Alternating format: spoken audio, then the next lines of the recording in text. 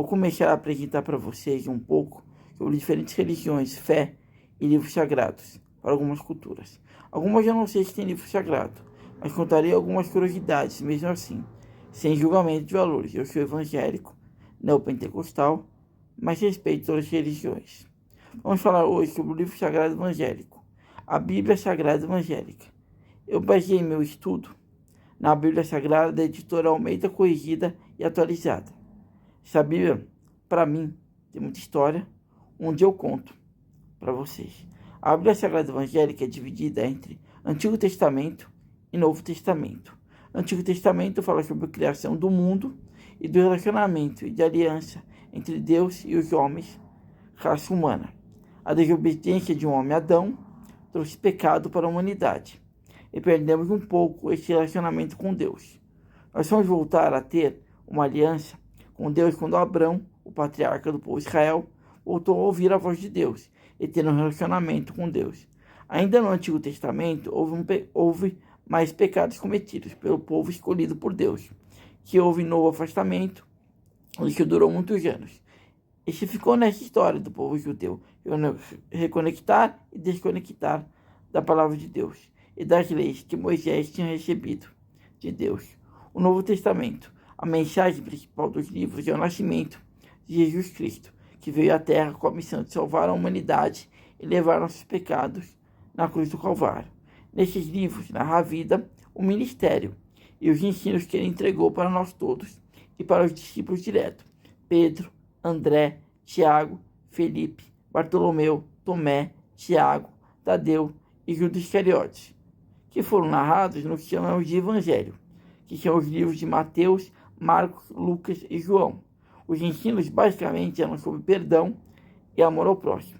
A sua morte e ressurreição foi um ato de amor por nós, onde ele levou todos os nossos pecados e dores, para que limpos pudéssemos ter de volta um relacionamento com Deus, que tínhamos perdido por conta do nosso pecado. Em breve, Jesus voltará para nos levar para morar com ele no céu. No Novo Testamento ainda tem a carta às igrejas, que são vários ensinamentos sobre como as lideranças precisavam utilizar para se ter temor a Deus e ensinar como se deve a sua palavra. E o capítulo final temos o Apocalipse, que é a luta interna e externa que temos que ter contra nossos pecados, e nós arrependemos verdadeiramente dele, para que obedeçamos a palavra de Deus e possamos, na vinda de Jesus, irmos com ele, porque senão é o inferno que nos aguarda. Agora eu vou falar um pouco sobre a doutrina evangélica. A igreja evangélica, ou chamada antigamente protestante, começou a existir em forma dissidente de algumas doutrinas católicas, que Martim Lutero, ex-padre, não concordava. A famosa 95 Teses. Não vou falar sobre ela, é assim que começou a igreja evangélica. A igreja evangélica é dividida em relação às suas doutrinas, mas o livro sagrado, a Bíblia, é o mesmo. Existem algumas, elas são protestantes, que dá ênfase na autoridade da Bíblia como a única fonte de fé e prática, sola escritura, crença na salvação pela fé somente, sola fide, e graça como único meio de salvação, sola gratia. Luterana, Bíblia como fonte de fé e da verdade, salvação pela fé, fim do celibato, dos sacramentos principais, Eucaristia e batismo, uso da língua vernacular nos rituais.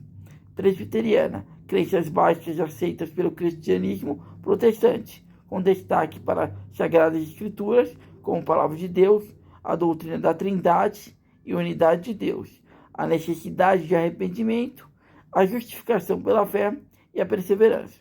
E também tem um conselho de ancião que comanda a igreja através de assembleias. Batista.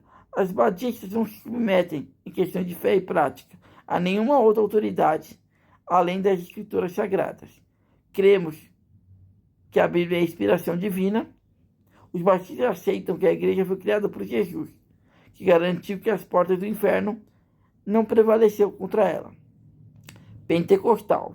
Os pentecostais acreditam que o poder de Deus não é abstrato e que o Espírito Santo desce e age sobre os seus fiéis, o chamado batismo do Espírito Santo.